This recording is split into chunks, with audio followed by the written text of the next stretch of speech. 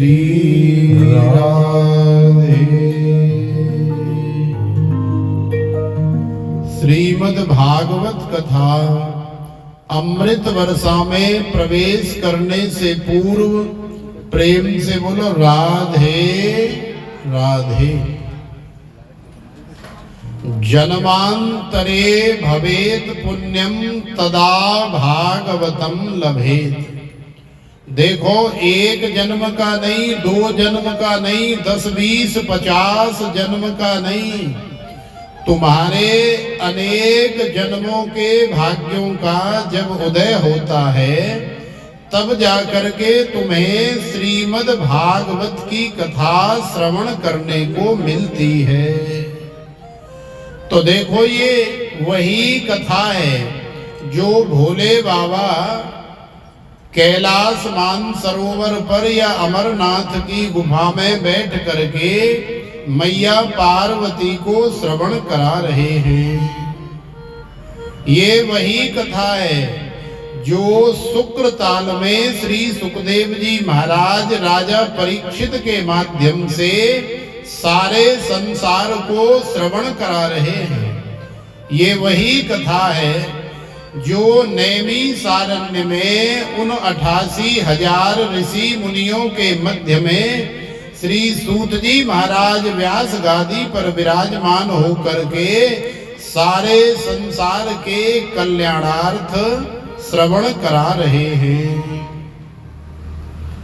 तो ये वही कथा आज हम लोग यमुना नगर में इस शास्त्री कॉलोनी में बैठ करके श्रवण कर रहे हैं। तो प्रेम से बोलो राधे राधे। तो जैसा कि हम लोग श्रवण कर रहे थे कि श्री सुखदेव जी महाराज राजा परीक्षित को भगवान की श्रीमद् भागवत की कथा सुनाने के लिए विराजमान हो गए, और जैसे ही श्रीमद् भागवत भगवान का शुभारंभ किया तो इतनी देर में श्री सुखदेव जी महाराज ने देखा कि ब्रह्मादि और इंद्रादि देवता लोग चले आए, और देवताओं ने आकर के श्री सुखदेव जी महाराज को साष्टांग प्रणाम किया। न केवल साष्टांग प्रणाम किया अपितु बड़ी सहजता से, बड़ी सरलता से, बड़ी विनम्रता से देवताओं ने श्री सुखदेव जी महाराज का वंदन भी किया। तो देखो, देवताओं ने श्री सुखदेव जी महाराज से कहा कि महाराज, हम आपकी कथा सुनने के लिए आए हैं, हम आपके श्री मुखारविंद से भगवान की कथा सुनने के लिए आए हैं। और महाराज, हम लोग खाली हाथ नहीं आए, हम लोग अपने साथ में दुनिया की या स्वर्ग की सबसे बेशकीमती वस्तु भी ले करके आए हैं। एवं विनिमये जाते सुधाराज्ञा प्रपीयताम प्रपास्यामो वयम सर्वे श्रीमद् भागवतामृतम। तो देखो, दुनिया की और स्वर्ग की सबसे बेशकीमती वस्तु क्या है मैया? तो सबसे बेशकीमती वस्तु है स्वर्ग में रखा हुआ अमृत, माने अमृत का कलश। ये अमृत कहां से आया? तो जब देवासुर संग्राम हुआ था तो भगवान की कृपा से समुद्र का मंथन किया गया। तो समुद्र का मंथन करने में समुद्र के अंदर से जो सार निकला, माने तत्व निकला सबसे अंत में, वही है ये अमृत। तो भगवान ने दया करके, कृपा करके देवताओं को पिलाया भी, और बाकी जो बच गया वो सब कलश में भर करके स्वर्ग में रख दिया गया। तो ये स्वर्ग में रखा हुआ अमृत, जिसका भरा हुआ कलश देवता लोग ले करके चले आए। क्यों चले आए और क्यों अमृत का कलश लेकर के आए? देखो, हम कभी भी कथा में जाएं, गुरुजी के पास जाएं, कहीं मित्र के पास जाएं या कहीं नातेदारी रिश्तेदारी में जाएं, हमें कभी भी खाली हाथ नहीं जाना चाहिए। माने अपने हाथ में हमें कुछ न कुछ ले करके जाना चाहिए। ये हमारे जीवन की एक मर्यादा है। तो देवताओं ने निवेदन किया कि महाराज हम आपकी भागवतामृत श्रवण करना चाहते हैं, लेकिन हमारी शर्त ये है कि इस राजा को यहाँ से हटाइए और साथ में जो हजारों लाखों की संख्या में ये जो बड़े बड़े ऋषि मुनि बैठे हैं इन्हें भी यहाँ से हटाइए और भगवान की कथा आपके श्री मुखारविंद से केवल हम लोग ही श्रवण करेंगे। तो श्री सुखदेव जी महाराज जो है सावधान हो गए। क्यों सावधान हो गए? क्योंकि सुखम नत्वा वदन सर्वे स्वकार्य कुशला सुरा। श्री सुखदेव जी महाराज जानते हैं कि देवता लोग अपना कार्य बनाने में बड़े ही निपुण, बड़े ही चतुर, बड़े ही दक्ष और बड़े ही चालाक होते हैं। क्योंकि देवताओं ने उस अमृत के अनेकों फायदे भी गिनाए। देवताओं ने कहा कि देखो महाराज, हम लोग जानते हैं कि राजा परीक्षित को श्राप लगा है और इसे 7वें दिन तक्षक नाग काटेगा और राजा की मृत्यु हो जाएगी। तो इसका जीवन धन्य बनाने के लिए आप श्रीमद् भागवत की कथा इसे सुना रहे हो, तो हम चाहते हैं महाराज कि आप इस अमृत को ले लो और इसके एवज में, इसके बदले में आप हमें भागवतामृत प्रदान कर दो, जिससे कि हमारा जीवन धन्य हो जाएगा और राजा को 2-4 चम्मच जो है अमृत पिला दो, ताकि तक्षक नाग काटे या वासुकी नाग काटे या और कोई नाग काटे, फिर राजा का बाल बांका भी नहीं होगा।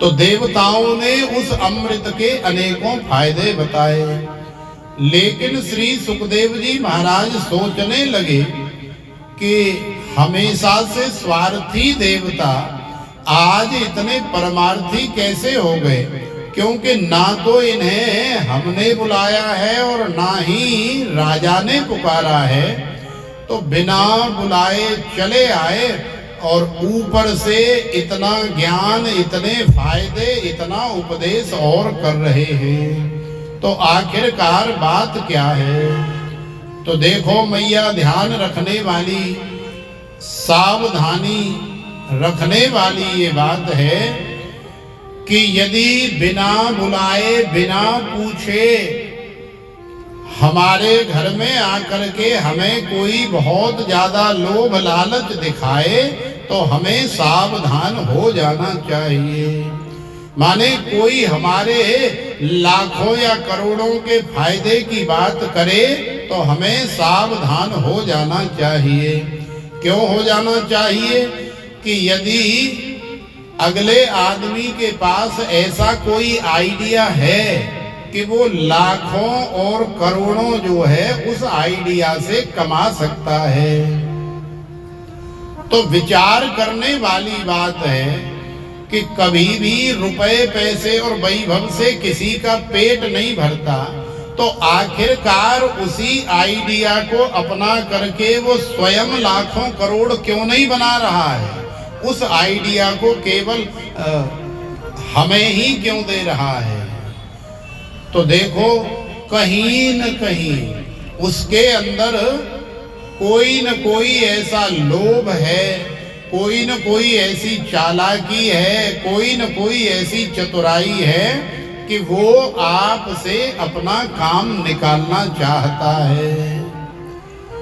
तो देवता लोग भी यहाँ अपना काम निकालने के लिए ही अनेकों प्रकार के फायदे बता रहे हैं, लेकिन जो विद्वान होते हैं, जो महापुरुष होते हैं, वो बहुत जल्दी क्योंकि श्री सुखदेव जी महाराज तो त्रिकालज्ञ हैं। श्री सुखदेव जी महाराज तो आगे पीछे की जानने वाले हैं। उड़ते हुए पंछी की चाल पहचानने वाले हैं कि ये उड़ करके कहाँ जा रहा है। तो श्री सुखदेव जी महाराज समझ गए कि देवता लोग हमारे साथ में सौदेबाजी कर रहे हैं। लेकिन ये लोग ये भूल गए हैं कि सौदेबाजी हमेशा बराबर के सौदे में ही होती है। भाई कोई हमारी बराबर में बैठना चाहता है तो सबसे पहले उसे हमारी बराबरी का बनना होगा। कोई हमें 10 रुपए दे रहा है और हमसे कह रहा है कि महाराज एक घी का टीन दे दो, तो क्या भला कोई भी दुकानदार इतना मूर्ख है आज की दुनिया में कि 10 रुपए लेकर के और कोई 7,000, 8,000 या 10,000 का भी जो बढ़िया वाला घी होता है वो तो 10,000 से भी ज्यादा का टीन आता है। तो क्या कोई एक टीन घी 10 रुपए लेकर के दे देगा? नहीं देगा। क्या करेगा? उसे लताड़ लगाएगा, उसे फटकार लगाएगा। तो वही काम हमारे श्री सुखदेव जी महाराज ने किया। अरे मूर्ख देवताओं, ये सौदेबाजी करने से पहले कम से कम ये तो सोच लेते कि क्व स्वधा क्व कथा लोके क्व काच क्व मणिर्महान ब्रह्मरातो विचार एवं तदा देवांजहासः अभक्तांस्तांश्च विज्ञाय न ददौस कथामृतम श्रीमद्भागवती वार्ता सुराणाम अपि दुर्लभा। तो श्री सुखदेव जी महाराज ने कहा कि कहाँ तुम्हारे स्वर्ग का अमृत और कहाँ मेरे गोविंद की, कृष्ण कन्हैया की, सांवरिया सरकार की कथा। अरे तुमने कैसे सोच लिया कि तुम्हारा अमृत लेकर के और हम तुम्हें भगवान की कथा प्रदान कर देंगे। माने तुम कथा के साथ सौदेबाजी करने के लिए आए हो तो कम से कम कीमत तो लगा करके देख लेते कि तुम्हारे अमृत की जो कीमत है, तुम्हारे अमृत की जो वैल्यू है, वो हमारी नजर में क्व काच क्व मणिर्महान। माने जैसे संसार में किसी कांच के टुकड़े की या किसी कांच की मणि की जो 10-20 रुपए कीमत होती है, वही तुम्हारे अमृत की है। और क्व कथा लोके, माने हमारे भगवान की कथा इस लोक में उस महान मणि के समान है जिसकी कोई कीमत लगा ही नहीं सकता है। माने कोई अनमोल मणि। तो कहाँ 10-20 रुपए की कांच की मणि और कहाँ भगवान की कथा अनमोल मणि। तो देवताओं को श्री सुखदेव जी महाराज ने अभक्त समझा और फिर अभक्तांस्तांश्च विज्ञाय न ददौस कथामृतम। देवताओं को अभक्त समझ करके श्री सुखदेव जी महाराज ने श्रद्धा से, विश्वास से, प्रेम से रहित समझ करके फटकार लगाई और न ददौस कथामृतम। माने देवताओं को भगवान की कथा का अमृत प्रदान नहीं किया। तो देखो देवता लोग आज बड़ी बेइज्जती महसूस कर रहे हैं और डर के मारे भाग तो गए, लेकिन भाग करके ब्रह्मा जी के पास गए और ब्रह्मा जी के पास जाकर के देवताओं ने अपने दंड कमंडल पटक दिए, अपने गले से आइडेंटिटी कार्ड इत्यादि भी निकाल करके रख दिए और ब्रह्मा जी से कहने लगे कि हे ब्रह्मदेव, आज से हम आपकी नौकरी छोड़ रहे हैं, हम आपके यहाँ नौकरी नहीं करेंगे, हम किसी प्रकार की कोई सेवा नहीं करेंगे। तो ब्रह्मा जी बेचारे बड़े विस्मित हुए। ब्रह्मा जी को तो बड़ा संशय हो गया। ब्रह्मा जी सोचने लगे कि भाई सारे के सारे देवता आज यूनियन बना करके चले आए हैं, इकट्ठे होकर के चले आए हैं, और सारे देवता काम न करने की, सेवा न करने की धमकी दे रहे हैं, माने सब रिजाइन करना चाहते हैं। आखिरकार बात क्या है? तो ब्रह्मा जी ने पूछा, अरे भैया बताओ तो सही, कहा बात है, कैसे आज इतने परेशान हो रहे हो? तो इंद्र देवता ने कहा कि महाराज बस आप पूछो मत, हमें आपकी सेवा नहीं करनी। तो ब्रह्मा जी को लगा कि शायद कहीं ऐसा तो नहीं है कि कई सालों से जो तनख्वाह चल रही है कहीं तनख्वाह बढ़वाने के चक्कर में तो नहीं है। तो ब्रह्मा जी ने कहा कि देखो भैया, यदि ऐसी कोई बात है तो कोई बात नहीं, 10-5 हजार रुपए महीना और बढ़ा दिए जाएंगे तनख्वाह में। तो देवताओं ने कहा कि महाराज आप 10-5 हजार रुपए महीना की बात कर रहे हो, यदि आप 2-4-5 लाख रुपए महीना भी बढ़ा दोगे तनख्वाह में तो भी हम काम करने वाले नहीं हैं। तो ब्रह्मा जी को और ज्यादा आश्चर्य हुआ कि भैया ऐसी कौन सी बात हो गई, ऐसा कौन सा कारण है? तो ब्रह्मा जी ने फिर प्यार से पूछा। तो देखो फिर देवता लोग बताने लगे। देवता लोगों ने बताया कि महाराज ऐसे ऐसे बात है कि एक श्री सुखदेव जी महाराज नाम के बाबा कथा कर रहे हैं और राजा परीक्षित को श्रवण करा रहे हैं। जब हमें पता लगा तो हम भी चले गए। और महाराज अब बताओ ना हमारी गलती क्या है? हम कथा सुनने के लिए गए तो खाली हाथ भी नहीं गए, साथ में स्वर्ग में रखा हुआ बेस कीमती अमृत का कलश भी लेकर के गए। लेकिन महाराज वह बाबा ने तो हमारी भट्ट मार दी, वह बाबा जी ने तो हमारी बड़ी बेइज्जती करी है। अब जहां किसी प्रकार का कोई मान नहीं हो, सम्मान नहीं हो, आदर नहीं हो, सत्कार नहीं हो, ऐसी जगह नौकरी हमें नहीं करनी। माने संसार में हमारी तो कोई वैल्यू है ही नहीं। बताओ हमें किस तरह से फटकार करके भगा दिया गया है। तो ब्रह्मा जी ने कहा कि अच्छा ऐसी बात है तो चलो भैया, 5-7 दिन की बात ही तो है।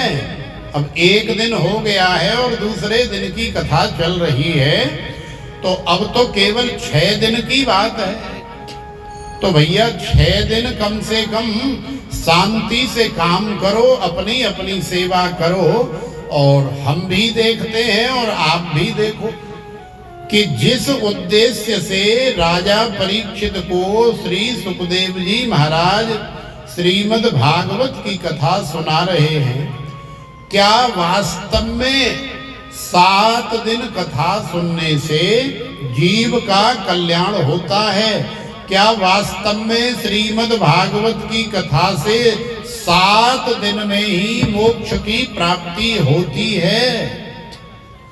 तो ब्रह्मा जी ने जैसे तैसे करके देवताओं को समझाया, और अब तो ब्रह्मा जी भी टुकटुकी लगा करके देखने लगे, और इधर जो है देवता लोग भी देखने लगे।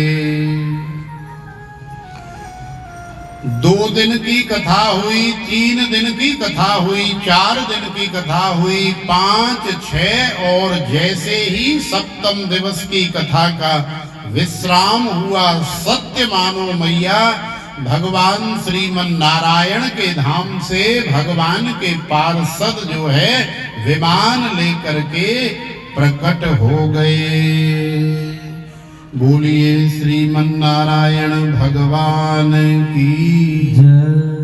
जय जय श्री राधे।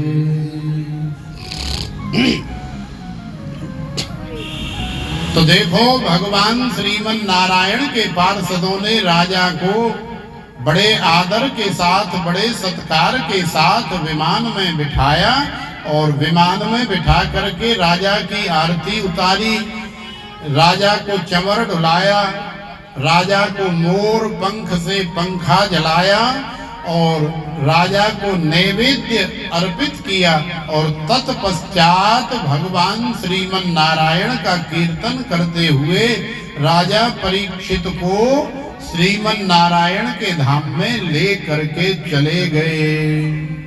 तो देखो जब ब्रह्मा जी ने अपनी आंखों से इस अद्भुत अलौकिक दृश्य को देखा तो ब्रह्मा जी की तो आंखें ही खुली की खुली रह गई, क्योंकि राज्ञो मोक्षम तथा वीक्ष पुरा धातापि विस्मितः। ब्रह्मा जी के मन में अनेकों प्रकार का संशय हो गया। ब्रह्मा जी समझ ही नहीं पा रहे हैं कि ऐसा कैसे हो सकता है। तो ब्रह्मा जी ने फिर सत्य लोके तुलाम बद्ध्वा तोलयत साध नान्यज। ब्रह्मा जी ने तुरंत देवताओं को आदेश किया कि भैया ऐसो करो, एक तखरी एक तराजू ले करके आओ। तो देवता लोग तराजू लेकर के आए, तखरी लेकर के आए और तराजू के एक पल्ले में श्रीमद् भागवत जी को विराजमान कर दिया और तराजू के दूसरे पल्ले में एक वेद रखा, दूसरा वेद रखा, तीसरा वेद रखा, चौथा वेद रखा। इसी प्रकार से एक एक करके 6 शास्त्र रख दिए। इसी प्रकार से एक एक करके 17 पुराण भी रख दिए। लेकिन मैया जिस पल्ले में श्रीमद् भागवत जी विराजमान है वो पल्ला जो है टच से मच भी नहीं हुआ। लघून्यन्यान जातानि गौरवेण इदं महत् तदा ऋषि गणा सर्वे विस्मयं परमं ययुः। अब तो केवल ब्रह्मा जी नहीं, ब्रह्मा जी के साथ ब्रह्मादि देवता और इंद्रादि देवता और जितने भी बड़े बड़े ऋषि मुनि हैं सब लोग जो है आश्चर्यचकित हो गए। सब लोग जो है भ्रमित हो गए, सब लोग संशय को प्राप्त हो गए। और श्रीमद् भागवत भगवान ने सिद्ध कर दिया कि भले ही ये वेद से निकला हुआ फल है, क्योंकि निगम कल्पतरोर गलितम फलम शुक मुखाद मृत द्रव संयुतम पिबत भागवतम रसम आलयम मोह रहो रसिका भोवे भाव का। भले ही ये वेद से निकला हुआ फल है, लेकिन भैया वेद को पढ़ना, वेद को समझना इतना आसान नहीं है। इसीलिए महर्षि वेदव्यास जी ने श्रीमद् भागवत की रचना करी है कि कली काल में इसका पाठ करने से, इसका श्रवण करने से, इसका सप्ताह करने से जीव जो है अल्प समय में ही मुक्ति को प्राप्त कर लेता है। तो मेनिरे भगवत रूपम शास्त्रम भागवतम कलौ। समस्त ऋषि मुनियों ने, समस्त देवताओं ने अपनी अपनी मोहर लगा करके साइन कर दिए। क्या साइन कर दिए, क्या प्रमाणित कर दिया कि कली काल में, माने किम कर्तव्यम म्रियमाणस्यम, जल्दी मरने वाले की मुक्ति का उपाय क्या है। तो देखो जल्दी मरने वाले की मुक्ति का उपाय है श्रीमद् भागवत की कथा, जिसे अल्प समय में, थोड़े से ही समय में, माने केवल 1 हफ्ता में ही कोई अपना कल्याण चाहता है तो उसे श्रीमद् भागवत की शरण ग्रहण करनी चाहिए। तो समस्त देवताओं ने ये प्रमाणित कर दिया, समस्त ऋषि मुनियों ने ये प्रमाणित कर दिया कि श्रीमद् भागवत की कथा साधारण कथा नहीं है। श्रीमद् भागवत की कथा जो है कली काल में जीव के कल्याण के लिए सबसे सहज, सबसे सरल और सबसे श्रेष्ठ साधन है, उपाय है। इस भव सागर से पार जाने के लिए एक नौका है, नाव है, एक जहाज है, जिसमें जो भी पार जाना चाहे वो बैठ सकता है और बैठ करके पार जा सकता है। तो प्रेम से बोलो राधे। तो देखो, श्रीमद् भागवताख्योऽयं प्रत्यक्ष कृष्ण एव ही स्वीकृतोऽसि मया नाथ मुक्त्यर्थम भवसागरे। श्रीमद् भागवत कोई ग्रंथ नहीं है, श्रीमद् भागवत कोई पोथी नहीं है, कोई पुस्तक नहीं है, कोई पत्रा इत्यादि नहीं है। श्रीमद् भागवत तो प्रत्यक्ष कृष्ण एव ही, माने साक्षात श्री कृष्ण ही है, हमें केवल स्वीकार करना है। क्या स्वीकार करना है? कि स्वीकृतोऽसि मया नाथ, ये मेरे नाथ हैं, ये मेरे दीनानाथ हैं, ये मेरे प्राणनाथ हैं, ये मेरे प्रभु हैं, ये मेरे स्वामी हैं, ये मेरे परमेश्वर हैं। तो स्वीकृतोऽसि मया नाथ, जैसे ही आप स्वीकार करोगे कि ये मेरे नाथ हैं, तो मुक्त्यर्थम भवसागरे, उसी समय भगवान तुम्हें इस भवसागर से मुक्त कर देते हैं, माने आनंद में लीन कर देते हैं। तेनेयं वाङ्मयी मूर्ति प्रत्यक्षा वर्तते हरे सेवनात् श्रवणात् पाठात् दर्शनात् पापनाशिनी। देखो, महर्षि वेदव्यास जी ने तो यहाँ तक छूट दे दी है कि तेनेयं वाङ्मयी मूर्ति प्रत्यक्षा वर्तते हरे। ये जो श्रीमद् भागवत की कथा है, ये साक्षात भगवान श्री हरि ही हैं। यदि आपके पास में 7 दिन जाकर के श्रवण करने के लिए समय नहीं है तो कोई बड़ी बात नहीं है। सेवना, यदि आपके पास इसकी सेवा के लिए समय नहीं है तो कोई बड़ी बात नहीं है। श्रवणा, यदि आपके पास में इसका श्रवण करने के लिए समय नहीं है तो भी कोई बड़ी बात नहीं है। पाठाद, माने यदि आपके पास में इसका पाठ करने के लिए भी समय नहीं है तो भी बड़ी बात नहीं है।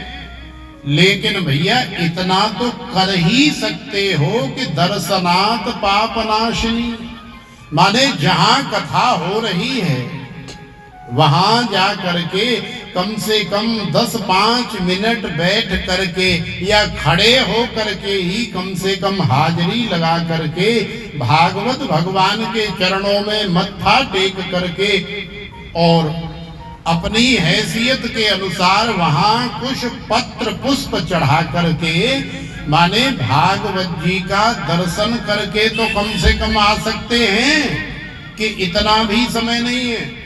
अन्यथा फिर कल को यमराज के दूत आएंगे और वो कहेंगे कि चलो भाई तुम्हारा समय पूरा हो गया, तो फिर उनसे थोड़ी कह दोगे कि अरे महाराज अभी रुको, अरे अभी तो नाती का ब्याह हुआ है, कम से कम इसके बाल बच्चे तो हो जाने दो।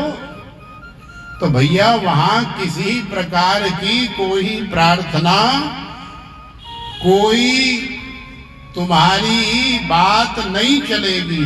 वहां तो जिस दिन आ जाएंगे उसी दिन संसार का और घर गृहस्थी का सारा ताम झाम छोड़ करके तुम्हें जाना पड़ेगा।